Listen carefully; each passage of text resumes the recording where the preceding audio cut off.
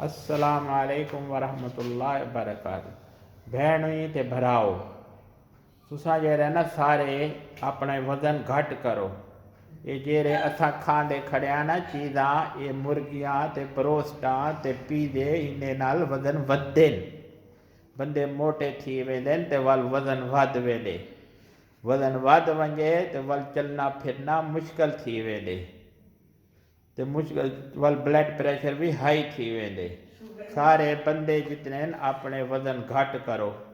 देखो मैं अपना 10 साल इतना वजन घट किते। कई आदमी कहते यानी 5 ॾींहं च 10 ॾींहं च महीने च वजन घट वेंदे, कानी घटदा, सब कूड़े। ये 10 साल च मेरा 17 किलो वजन घटे। ये देखो पहले मैं ये कपड़े पाना हम, ये XXL, देखो कितना वड्डा मेरा कमीज है।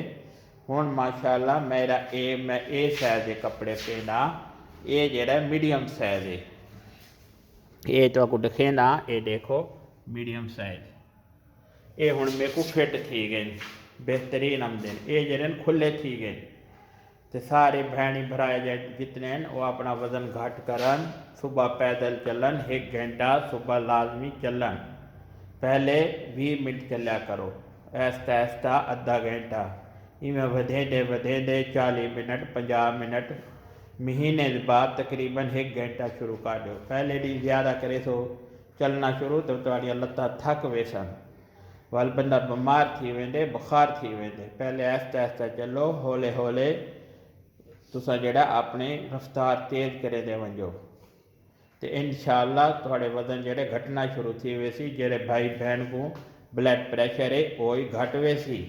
तकरीबन हिंदे विच महीने बाद तुहाड़ा तकरीबन 10% ब्लड प्रेशर 15% घट वेसी। तो इंशाअल्लाह सारे भैनी भरा जेड़े कोशिश करो चलिया करो। सलाम अलैकुम।